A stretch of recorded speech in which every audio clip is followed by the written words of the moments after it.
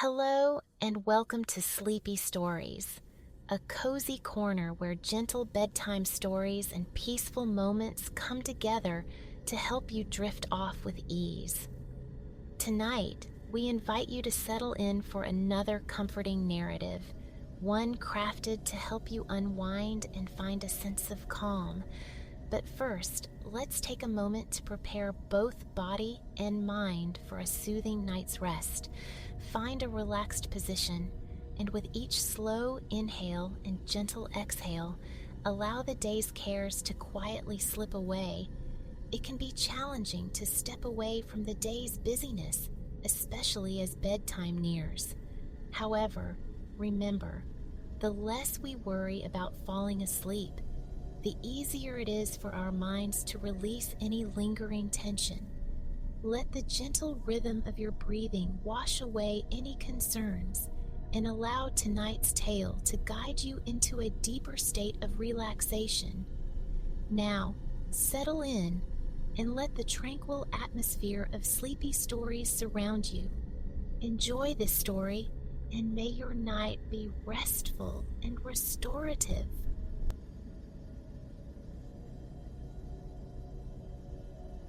Imagine an ocean, vast and impossibly blue, stretching toward a horizon ablaze with sunlight. Gold fire spills across the farthest water, a distant incandescence.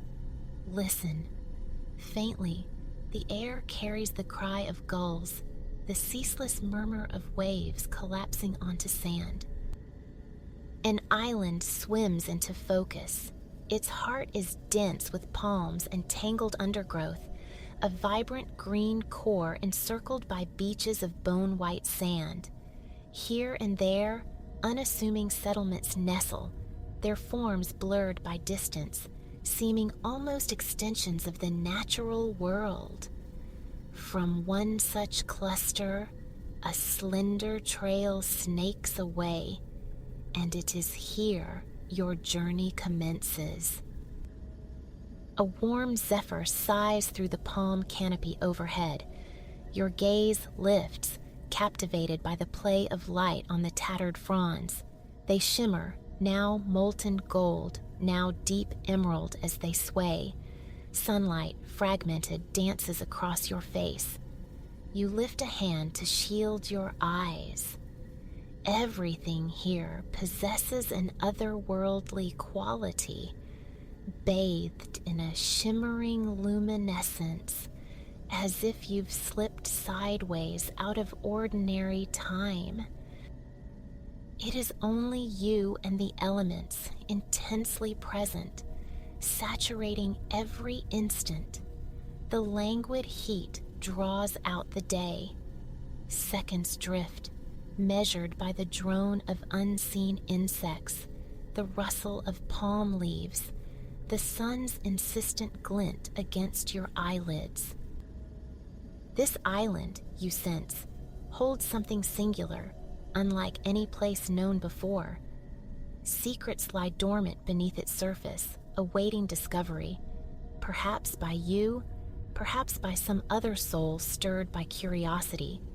The notion resonates, lending an unexpected gravity, a sense of purpose to this otherwise aimless ramble through the balmy afternoon. Ahead, the path meanders, a serpentine track through the towering palms. On either side, drifts of old fronds lie accumulated, papery husks fallen from above. Occasionally, one strays onto the trail, crackling underfoot like stiff, waxed parchment. The air hangs heavy, thick with perfume. You discern the sweet breath of coconut and pineapple interwoven with darker, earthier notes, aged wood, damp soil. A distinct saline tang, the signature of salt and seaweed, threads through the other scents. A constant reminder, the ocean is never far. Here, the sea's immense presence is a palpable force. You feel its pull, an invisible tether drawing you toward the shore. Each time you've wandered this island, your steps have inevitably led you to stand at the edge of the beach, gazing out at that shimmering immensity of blue and green. There have been moments, fleeting impulses, where you've felt the urge to simply abandon the sandy verge, to walk directly into the embrace of the water, swimming, turning, surrendering to the turquoise waves, utterly free, unburdened. You grasp why storybooks brim with maritime legends, tales of those who chose the sea over solid ground. Whether driven by romance, daring, or sheer necessity, the decision to forsake land for a life afloat holds a deep fascination. To feel the groan of ancient timbers beneath your feet, hear the sharp snap of canvas catching the wind. Continuing, you arrive at a bend where a palm leans precariously across the trail, an arboreal sentinel. Reaching out, your hand meets the rough, scaly integument of its bark as you step carefully over the crooked trunk, a reminder you are merely a transient guest among these enduring trees. They have witnessed countless passages, heard the tread of innumerable feet before yours, and will stand long after you have departed this place. As you proceed, a gentle prickling of moisture beads on your skin. Days and nights alike are steeped in warmth and humidity, making the occasional breeze a welcome reprieve. As it whispers against the back of your neck, you feel its cooling touch begin. For an instant, your mind clears, the dreamy haze momentarily lifting. The edges of the palm fronds sharpen. The tangled undergrowth reveals its vibrant greens with startling acuity. A fly buzzes past, its sound distinct and true. The electric thrum of insects filling the trees with their chorus seems amplified. Beneath it all, you become aware of the rhythmic, insistent pulse of your own heart. Close your eyes. Focus on the life sheltered here beneath the palm's protective canopy, hidden from the fierce sun. Your own heartbeat, the ceaseless insect song, the rustle of some small creature moving in the distance, the lonely cry of a gull, the echo of another's presence, a man. The breeze falters, and the dreamlike trance descends once more. The muggy warmth settles around the trees like a thick blanket, muffling thought and sound into a subdued, living stillness. It is you and the elements, alive, yet hushed. Your feet carry you onward, navigating the gentle undulations of the path.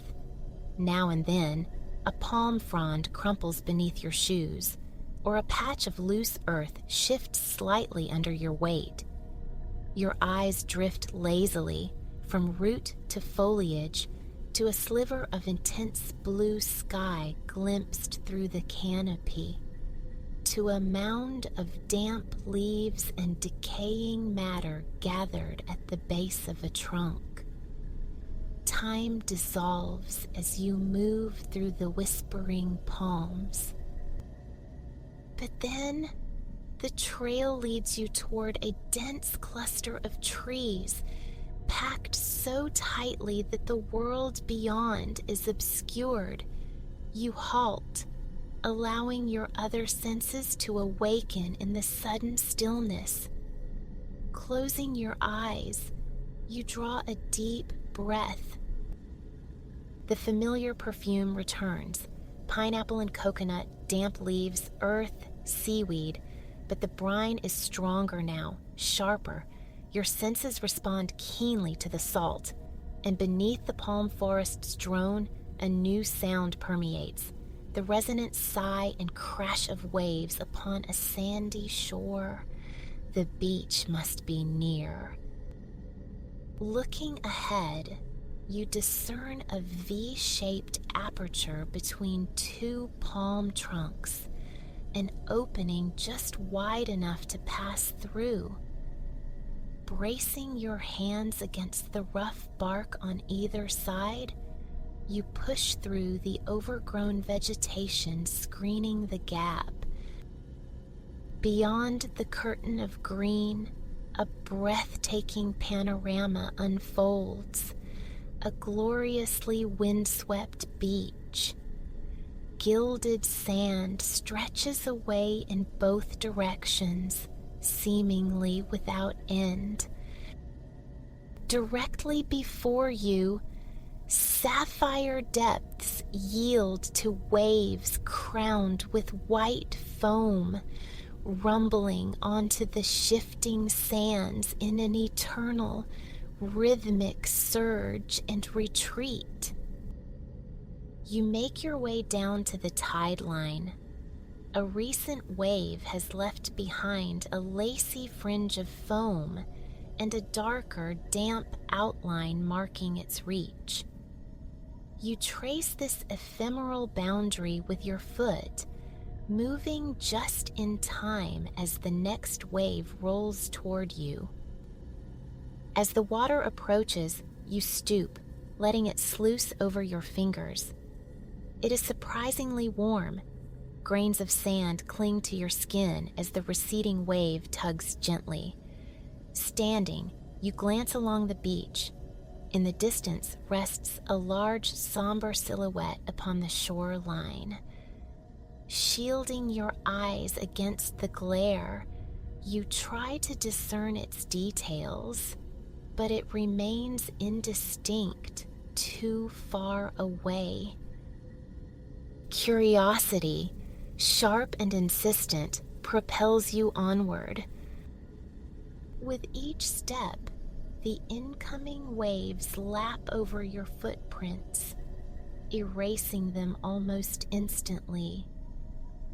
To an unseen observer, it might appear as though you materialized directly from the sea, rather than emerging from the palm forest. You find yourself falling into step with the ocean's cadence, the rhythmic crash and sigh of the surf. The air here feels bracing, invigorating compared to the heavy stillness within the trees. A sea breeze ruffles your clothes and evaporates the moisture from your skin, a pleasant coolness. Gusts of wind occasionally lift curtains of loose sand, sculpting miniature, transient dunes along the berm separating forest from shore. Each gust stirs a flurry of whitecaps upon the blue water. Even from here, you can see the deeper ocean churning, restless. Before long, you are close enough to the dark shape to perceive its nature. It is, unmistakably, a large, old-fashioned wooden sailing ship, stranded here, clearly for a very long time. The vessel rests at an unnatural angle, canted heavily to one side. Gaping wounds mar its hull. Sections of timber paneling along its flanks are missing. You ponder its story. Where was this ship bound when fate intervened? Who sailed aboard her? How did she come to grief on these lonely shores? Drawing nearer, you begin to truly appreciate its immense scale. Standing beside the hull, you feel diminutive. Much of its dark wood is encrusted with salt rime, sand, and tenacious barnacles. It cuts an imposing figure against the brilliant sky. Craning your neck, You gaze upward toward the tops of its masts. A portion of the keel is exposed. You reach out, touching the surface. It feels rough, abrasive, as if years immersed in the deep have transmuted the man-made vessel into something elemental, belonging more to the ocean than the land. Clumps and tangled strands of old, desiccated seaweed festoon the wreck like macabre decorations. Thick, frayed ropes dangle limply, stirring occasionally in the wind. They look strangely preserved, perhaps waxed or tarred long ago, or maybe just transformed by time into curious artifacts a beachcomber might collect. Carefully, you circle the perimeter until you reach a section where the hull is breached. Peering inside, you see it opens into what must have been a storage area, cluttered with wooden crates, chests, and sacks. Resting a hand on the splintered wood, a peculiar sensation moves through you, an inexplicable summons. A feeling of being drawn to explore this derelict. It's as if the ship itself possesses a subtle magnetism, has singled you out. With a quick glance back along the empty beach, you hoist yourself up and climb into the shadowed belly of the wreck, beginning your exploration. Muted daylight filters through scattered holes and cracks in the ancient timbers. The air within is still, thick with dust, paradoxically drier than the humid air outside despite its exposure. You detect faint, ghostly aromas, perhaps spices, or maybe straw, and a lingering, sweet, burnt sugar fragrance reminiscent of grains or molasses. Most crates and chests are secured with heavy iron padlocks, but you investigate a few open sacks. Their contents have largely vanished, claimed by time or scavengers. You discover only an old, shriveled lemon, hard as a stone, and a small glass bottle fitted with a tight stopper. Picking your way through the dimly lit labyrinth of storage, you soon encounter a flight of stairs leading upward. A strange certainty settles upon you. You are safe here. It feels as though the ship itself welcomes your presence. Each wooden step groans under your weight, the sharp sound echoing unnervingly in the silence. You feel an urge to move more quietly, as if not to disturb someone. Then remember, this vessel was abandoned long ago. It is just you, the silent cargo, the sand, and the sea. Reaching the next landing, you find the crew's quarters. Old, musty hammocks hang spectrally from the ceiling beams or are strung between support posts. Many are frayed, torn, left in disarray by their former occupants after the wreck. There is little else of interest here, so you continue upward, ascending to the next level, the main deck, open to the sky. The bright sun feels both welcoming and harsh after the ship's shadowed interior. Your eyes adjust quickly, and you take your time meandering across the weathered planks. You find the ship's wheel. The stout wood is aged and cracked, yet standing there, one hand resting upon it, gazing out towards the sea, evokes a powerful feeling, as if you are the captain, or perhaps the helmsman. The thought sparks wonder about the vanished crew. What were their stories? From where did they hail? Where did their journeys end? Perhaps these questions will remain forever unanswered. Surprisingly, the masts still stand, mostly intact. Crafted from sturdy, incredibly straight tree trunks, they inspire admiration for their resilience. A gentle fluttering near the base of one mast catches your eye. Intrigued, you move towards it. It could be a torn fragment of hammock, or perhaps a piece of sacking. But as you draw closer, you see it is a scrap of black fabric, rippling fitfully in the breeze. Carefully, you lift aside coils of heavy rope and a couple of fallen metal hooks that lay upon the fabric, keeping a firm hold on the cloth itself lest a gust snatch it away. Once freed, you use both hands to unfurl it. What it reveals steals your breath. There, stark against the black background, grins a white skull and crossbones. As the realization solidifies, pirates. A sudden gust wrenches one side of the flag from your grasp. For a moment, it streams out horizontally, just as it would have flown atop the mast, snapping defiantly in the warm wind. The skull seems to mock the sky as it moves. You imagine sighting this very flag through a spyglass as the ship bore down upon you. Then, a different thought. What must it have felt like to sail beneath such an emblem? The grinning death's head heralding your arrival on every new shore. The wind subsides, and the flag hangs limply in your grasp once more. You fold it with newfound reverence and carefully replace it beneath the hooks and ropes. There is somewhere else you must find now, the captain's quarters. It doesn't take long to locate the door and push it open, stepping into what were clearly the most comfortable accommodations aboard. Light cascades through the slanted stern windows behind a large, imposing wooden desk. A fine mantle of dust covers most surfaces, and tiny, wind-blown drifts of sand have accumulated in the corners.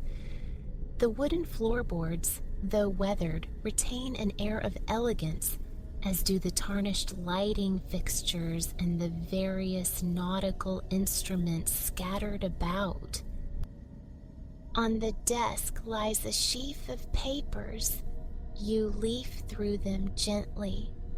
The pages are yellowed, brittle with age. Many have begun to crumble at the edges. You make out lists of goods, notations of ports of call. What might be a crew roster or passenger manifest? Whether these documents belonged to the pirate captain or a predecessor, you realize you will likely never know. Leaving the desk, you move to a window seat overlooking the ship's stern and the deep blue expanse beyond. If you were the captain, you think, this is where you would spend your hours, gazing out, dreaming of new horizons, lost in reflections of adventures past or yet to unfold. Leaning against the seat cushions, you feel something hard behind you. Reaching back, you retrieve a long, slender wooden case. You carefully unscrew the two halves and remove the rolled-up parchment secured inside. As you unroll it, revealing its contents, a profound sense of understanding washes over you. This is what the ship wanted you to find. In your hands lies a beautifully rendered map. Studying it closely, you see it doesn't depict some distant, unknown land as you might have expected. It appears to be a chart of this very island, and there, marked just inside the tree line, not far from your current position, is a bold, dark X. X marks the spot. For what? You cannot be certain, but an undeniable conviction arises. You are meant to find out. Glancing around the cabin, your eyes fall upon a long-handled shovel leaning against one wall. An odd place for a shovel, you muse. Or perhaps not so odd at all. Perhaps this map explains the ship's final voyage to this island, undertaken so many years ago. Perhaps the crew was preparing to venture ashore, to seek whatever lay hidden in the forest when disaster struck their vessel. Somehow, in the chaos, the map was left behind, along with the shovel. With a final look out the stern window, you turn and stand, taking hold of the shovel as you exit the cabin. Back on the open deck, you pause, marveling again at the faded grandeur of this ship. In its prime, it must have been spectacular, bustling with life and purpose, sailing proudly under the watchful gaze of its black flag. Carrying the map and shovel, you descend the stairs, past the ghostly crew quarters, down further into the shadowed recesses of the hold. From the storage area, you navigate back to the damaged section of the hull and carefully climb out. While the feel of sand beneath your shoes brings a sense of relief, a faint tingle persists, an echo of the strange enchantment felt aboard the pirate ship. Consulting the map, you locate a small dotted line leading into the forest, originating between two distinctively crossed palm trees. You scan the tree line, searching for this landmark. It doesn't take long to spot them, two palms whose trunks intersect, forming an almost perfect natural X. The sand surrounding the wreck is soft, loose. Your feet sink slightly with each step, leaving deep impressions as you cross the small mounds. But soon you reach the berm dividing beach from forest. Stepping up onto it, you find firmer ground littered with pebbles, twigs, and fallen palm fronds. You follow the edge of the trees until you stand before the pair of crossed trunks. Bending slightly, you pass beneath the point where they intersect, feeling as though you are stepping through a magical threshold. A tiny marking on the right-hand tree catches your eye. Carved into the bark is a miniature circle positioned above an X, almost a simplified skull and crossbones. You are undoubtedly on the correct path. Now, back within the forest's embrace, you notice the light has changed significantly. Sunset approaches. The ambient glow is already fading, softening in preparation for evening. A gentle breeze drifts in from the beach, carrying a welcome coolness into this part of the palm forest. Looking ahead, you discern what might be a faint footpath winding deeper among the trees. Its direction seems to loosely correspond with the dotted line on your map, so you decide to follow it. Dry fronds crackle and split beneath your feet. Insects hum their vespers, a deepening chorus in the twilight air. Further on, the path leads you into a secluded grove. On the map, this cluster of trees appears to encircle the spot marked with the X. You approach the nearest tree, inspecting the rough bark of its trunk. Just as you suspected, the same small sigil, circle over X, is carved there. You move to the next tree, finding the mark again. Methodically, you walk the perimeter of the grove, checking each trunk.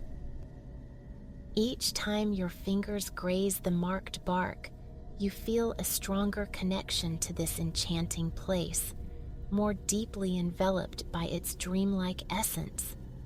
Perhaps it is that same subtle magnetism you felt aboard the ship, or perhaps simply the knowledge imparted by the map that draws you now toward the very center of the grove.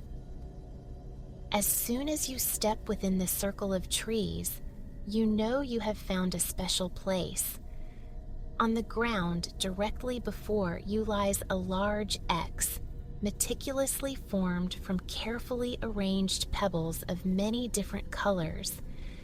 The stones glitter faintly in the fading sunlight filtering down through the palm canopy. X marks the spot, you whisper aloud, feeling the satisfying weight of the shovel in your hand. You pause for a moment, appreciating the quiet beauty of the forest, the artistry of this simple sign laid out so long ago. You don't know who left these marks, who charted this map, but you offer a silent thanks for leading you on this captivating adventure. The hum of the insects seems to intensify as you focus on the pebble marker. Lifting the shovel, you place its point into the earth beside the stones and begin to dig. Seconds tick by, marked only by the rhythmic thud of the tool biting into the soil. The warm air gathers close around you. You feel the moisture building on your arms and neck. A light breeze ripples through the trees above, a reminder of the cooler air waiting on the beach. You will return there soon enough, but first, you must finish what you came here to do. Then, the shovel strikes something solid, emitting a distinct metallic clang. It jumps slightly in your hand. Laying the tool aside, you kneel beside the hole. Using your hands, you carefully brush away the loose soil from the object the shovel struck, a large wooden chest bound with heavy iron bands. The island's perfume, coconut and pineapple, damp leaves and seaweed, fills your senses, grounding you intensely in this place, this moment. Exhaling slowly, you lift the heavy lid. It creaks open. Gemstones, gold and silver coins glitter and gleam as dusty shafts of the fading light pierce the gloom to engulf them. Old papers, yellowed and brittle, some tied with leather straps, are piled in one corner. Garnet rings and emerald-studded necklaces lie jumbled together with what look like ornate hat pins, folded notes, and doubloons. And there, resting lightly atop the glittering hoard, is a delicate glass bottle containing a rolled-up message. You cannot read the script. It faces the other way. As you gently pick up the bottle, you hear something small jingle inside as it strikes the glass. Perhaps a piece of jewelry or a single coin, you guess. As far as you know, you are the sole possessor of this knowledge. This treasure is a secret shared only between you and the island. Only the insects and the ancient palms have borne witness to your discovery here today. Carefully, you set the bottle with its hidden message to one side of the excavation. Then, you close the heavy lid of the treasure chest. Safe, you whisper to the quiet grove. Using the shovel, you replace the excavated earth, covering the chest once more. But instead of recreating the simple X with the pebbles, you arranged them differently, adding a circle above the cross, mirroring the mark carved upon the trees. Carrying the shovel, the map, and the glass bottle, you make your way out of the palm grove, ducking back under the crossed trunks. You retrace your steps along the tree line, down the sandy berm, across the soft beach, all the way back to the silent pirate ship.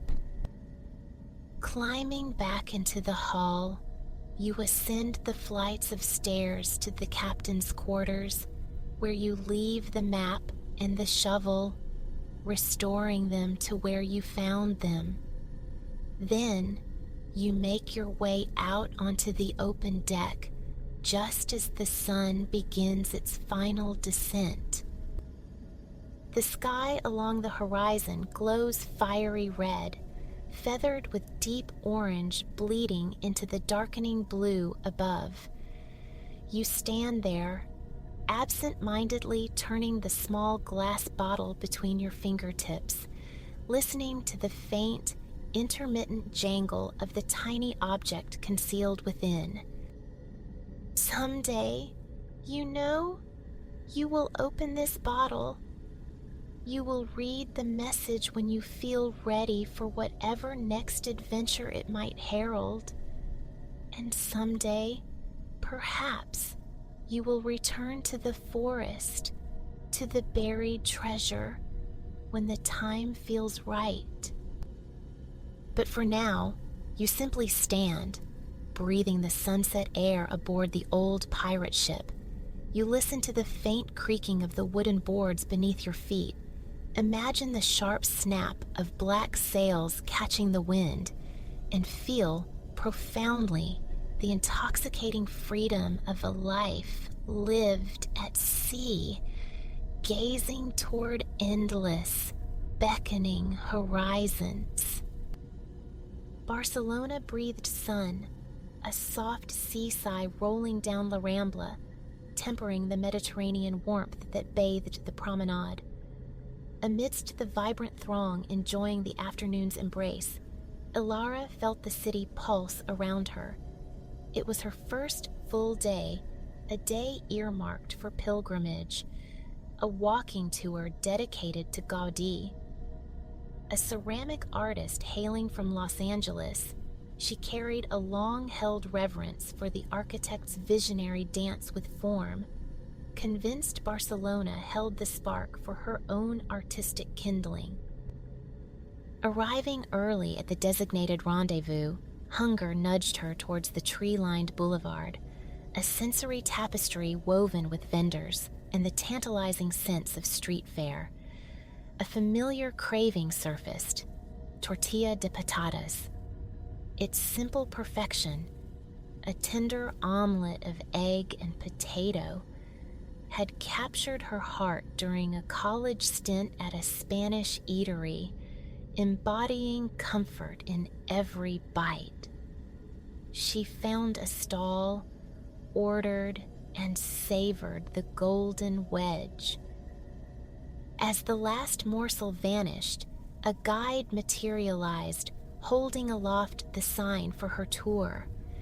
Ilara approached, introducing herself just as a constellation of fellow enthusiasts began to gather, their voices buzzing with shared anticipation for Gaudí's marvels. Particularly the legendary silhouette of Sagrada Familia. The guide beckoned them into a loose circle, her voice clear above the boulevard's hum.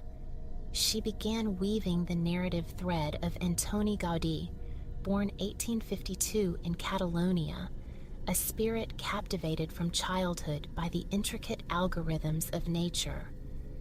His migration to Barcelona at 18 to study architecture set the stage for a life devoted to translating organic patterns into built reality. He was, she explained, a man often perceived as solitary, eccentric, yet possessing an ingenious spatial intuition. Craftsmanship wasn't mere decoration, but the very sinew of his designs. Ceramics, stained glass, wrought iron, carpentry, vibrant mosaics, all seamlessly integrated. Nature, faith, and geometry formed his trinity of inspiration. Though a champion of late 19th century modernism, Catalan modernism, Gaudí ultimately defied categorization, perpetually innovating, stretching the boundaries of the possible. Obsessed, industrious, he worked relentlessly until his final days, his genius now globally celebrated. 7 creations crowned as World Heritage Sites, drawing pilgrims like themselves from every corner. A brief pause for questions punctuated the introduction. Then, the small group ambled along the wide pedestrian way. The breeze whispered through the plane trees, carrying now the irresistible perfume of cinnamon and sugar from a nearby churro stand.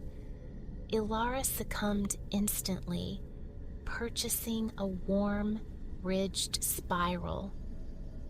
Closing her eyes, she took a bite, a satisfying crunch yielding to soft warmth, pure sugary bliss blooming on her tongue.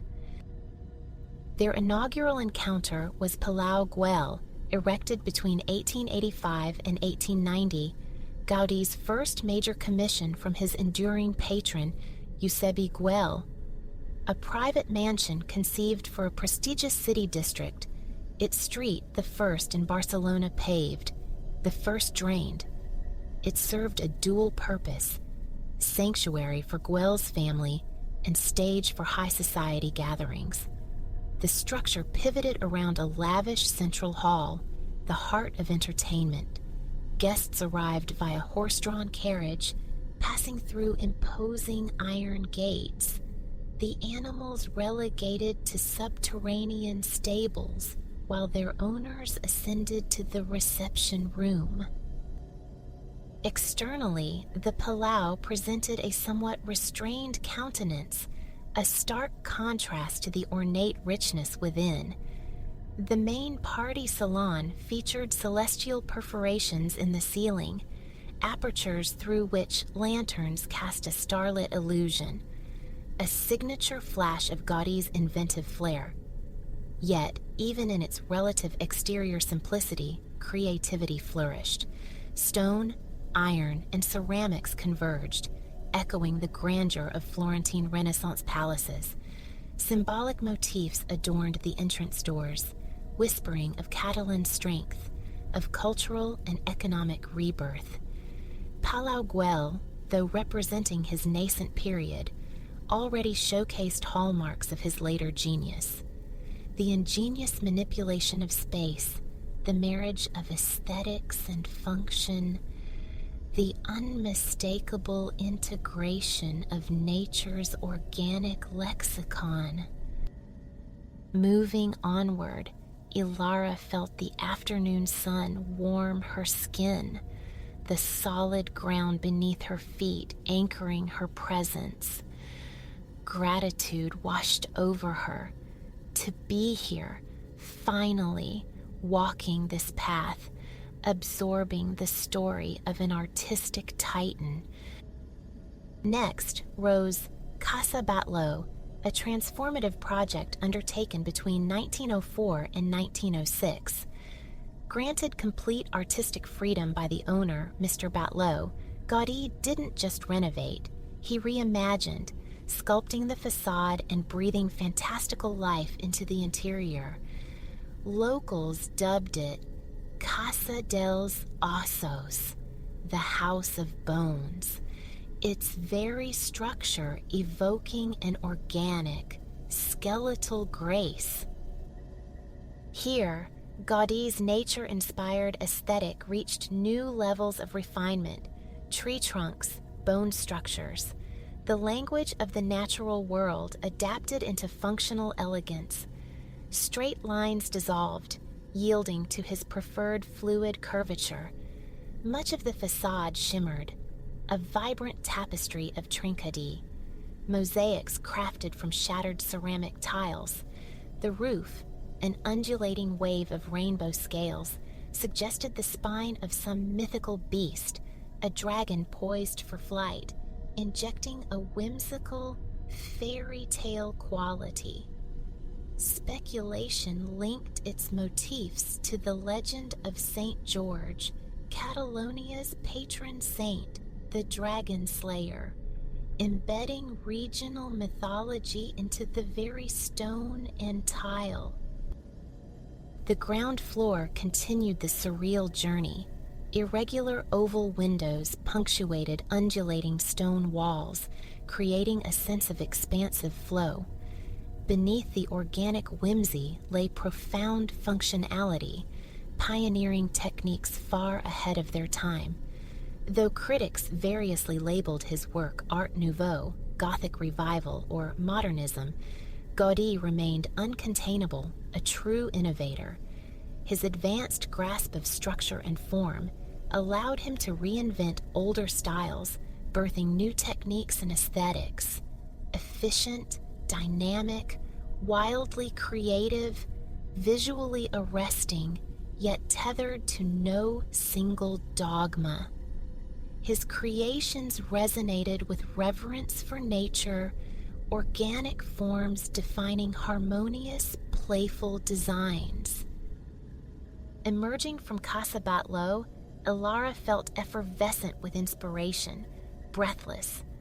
The House of Bones, its uniqueness, its sheer beauty, surpassed any photograph, any description. It felt like stepping inside a sophisticated, enchanting gingerbread house, a structure both playfully eccentric and brilliantly functional. She lingered, gazing back, trying to imprint its impossible contours onto her memory. A light breeze stirred, teasing strands of her short hair across her face, before she skipped lightly to rejoin the group progressing up the avenue.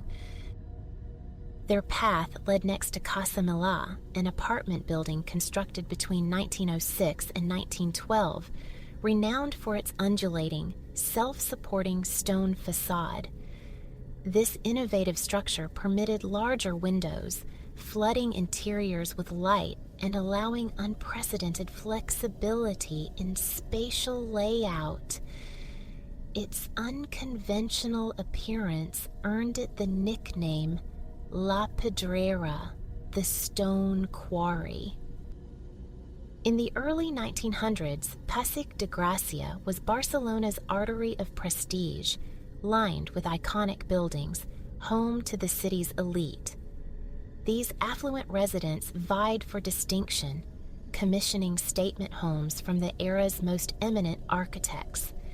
True to form, Gaudí designed Casa Milà with a prominent curving terrace and a rooftop populated by sculptural chimneys, some chiseled and square, others honeycombed or arabesque. While fulfilling essential architectural roles, these features doubled as artworks, clad in recycled fragments of marble, lava, and ceramic, showcasing his meticulous attention to detail and the seamless fusion of function and artistry. Casa Milà embraced the curve relentlessly, inside and out. Two buildings coiled around a pair of courtyards, illuminating 9 stories. The layout, an asymmetrical figure 8 formed by uniquely shaped courtyards, demonstrated Gaudí's continuous evolution, his refusal to repeat himself. From La Pedrera's terrace, the destination loomed, Sagrada Familia, Gaudí's magnum opus. A palpable thrill rippled through the group. Ilara had glimpsed its distinctive spires etching the skyline since her arrival, but proximity now felt imminent. As they walked the remaining distance, the guide filled the space with history. Construction commenced in 1882, she explained. Gaudí assumed leadership a year later, dramatically reshaping the original architect's vision into his signature blend of Gothic structure and Art Nouveau fluidity. He would devote his remaining years to it, yet upon his death in 1926, the basilica stood less than a quarter complete. Progress crawled, dependent on private donations. The Spanish Civil War brought interruption and devastation in 1936. Revolutionaries damaged the structure, shattering original plans and models. Nearly 15 years were spent painstakingly reassembling the master model's fragments before work resumed in the 1950s. Gaudí, anticipating he wouldn't see its completion, meticulously crafted models to safeguard his vision for posterity, hence the fervent dedication to restoring them after the war.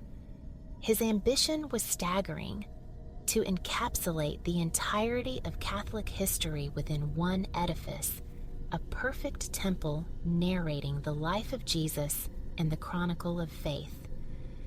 Decades later, the Sagrada Familia remains a work in progress, destined upon completion to be Barcelona's tallest structure, the highest church on earth. They drew closer.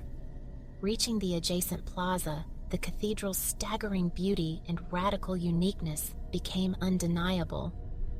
Ilara felt her skin prickle, her heart executing a small leap. She paused, needing a moment, drawing deep breaths to ground herself in this long-awaited reality. She didn't want to miss a nuance, a sensation. Inhaling the Barcelona air, she offered a silent wave of gratitude for this extraordinary, singular experience. The guide's voice anchored them, interpreting the visual symphony. 3 facades, 18 towers, each dedicated to a pivotal biblical figure. The spires in the Nativity facade culminated in geometric, almost cubist forms, echoing artistic currents of 1930s Spain. An hourglass-like shape recurred, a motif providing both structural integrity and visual delight. Ilara found herself mesmerized by the towering, intricately carved stone spires thrusting skyward, resembling, she mused, colossal pointed churros crowned with sculpted constellations. The exterior alone pulsed with such distinct personality. The promise of the interior beckoned irresistibly. Stepping inside was like entering a captured sunset. Light, fractured through immense stained glass windows, cascaded across the space, bathing everything in an ethereal, shifting luminescence. Awe resonated deep within her. She turned, looking up, and saw the columns, not mere pillars, but towering trees branching organically towards the vaulted ceiling.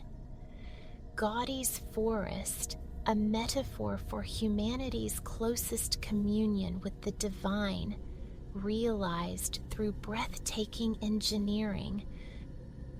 As with his earlier works, straight lines and flat surfaces were banished. Gaudí sculpted space itself. Columns transitioned from square bases to octagons, then helicoids, finally resolving into circles. Geometric forms intersected, creating surfaces in constant, subtle flux. The intricate details, iron railings, spiraling stairways, ornate embellishments, flowed with expressive curves, as if space itself had erupted into art. Ilara moved slowly, deliberately, through the vast interior, striving to absorb every detail, every spark of genius. It was unlike anything she had ever witnessed, endlessly fascinating, profoundly inspiring. Here, Gaudi's lifetime of experimentation converged into a masterpiece, structurally sound, harmoniously balanced, aesthetically sublime. The sheer craftsmanship, the immense dedication was palpable. Organic, nature-drawn elements were woven seamlessly into the grand tapestry. His devotion echoed in the knowledge of his struggle, finding funds, persevering through war, vandalism, economic hardship, personal trials, pouring the final 43 years of his life into this singular vision. Today, the cathedral stands not just as an emblem of Barcelona, but as a global icon visited by millions. It remains a testament to complexity, innovation, and masterful artistic will. The guide gathered them for a final farewell, inviting them to linger and savor Gaudi's ultimate creation at their own pace. Ilara readily accepted. She drifted back towards a stained glass window, watching the vibrant refractions play across the stone floor, dancing on her skin.